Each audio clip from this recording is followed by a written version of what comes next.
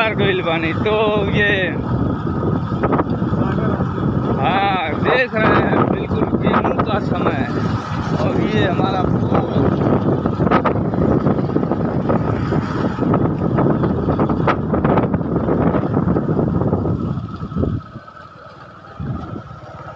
Natural life of India.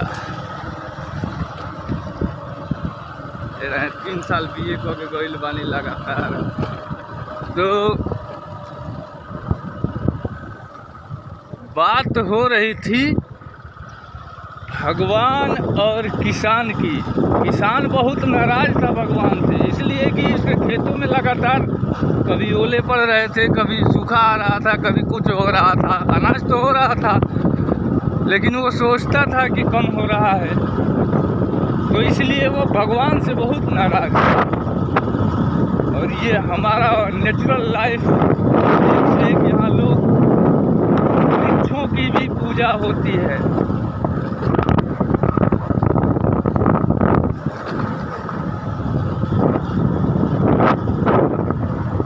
भगवान एक दिन प्रकट हो गए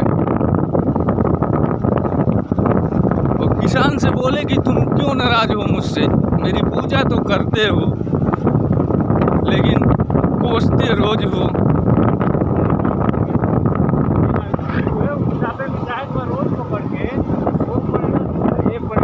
तो उसने कहा, किसान ने, भगवान आपको खेती करना नहीं आता।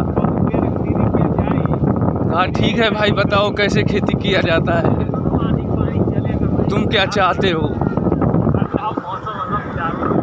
और ये नेचुरल लाइफ आप देख रहे हैं।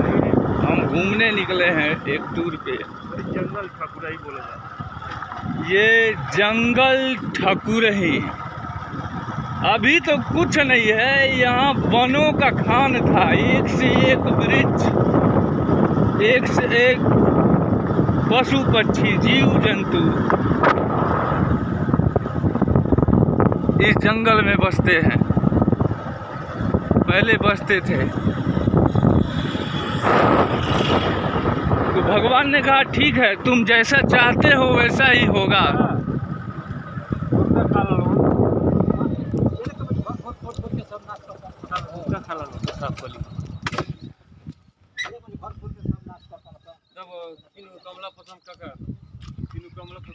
तो ये आप देख रहे हैं गेहूं का मौसम और चल रही है मेरी कहानी भगवान और किसान की।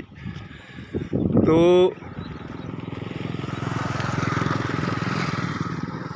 भगवान ने कहा ठीक है भाई, तुम्हें जैसा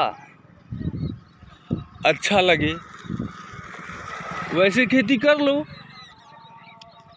मुझे नहीं आता है। तो किसान ने किया ठीक है, किसान ने खेती शुरू किया और जब उसके खेतों में थोड़ा सा हवा चलता वो रोक देता, जब थोड़ा सा बारिश का मौसम होता वो उस बारिश को रोक देता, अपने खेत में आने ही नहीं देता।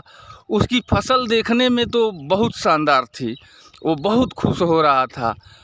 लेकिन जब वो उस फसल को घर ले आया काट कर, उसकी दौड़ी मिश्री किया, तो वह देखा कि भाई बहुत सुंदर है ये इसकी मतलब इसकी पैदावार। लेकिन जब उसको दाया तो वो बिल्कुल खोखा निकला, छूछा जैसे कहते हैं कि रिक्त नील, उसके अंदर तो दाने ही नहीं थे, कुछ नहीं था। वो आश्चर्य में पड़ गया, क्या हुआ, ये क्या हुआ। उसने भगवान को फिर से बुलाया, कहा भगवान ये क्या हो गया, देखने में तो ये ऊपर से इतने सुंदर है जैसे लगता है कि बहुत अनाज हुआ है, लेकिन इस वक्त तो इसमें एक भी दाने नहीं है। तब भगवान ने कहा कि देखो, जो झंझावतों मुसीबतों से, जो कठिनाइयों से पार नहीं पाता, लड़ता नहीं है, वो इसी तरह देखने में तो अत्यंत सुंदर होता है लेकिन अंदर से एकदम निर्बल हो जाता है। हमने अगली कहानी अब आगे।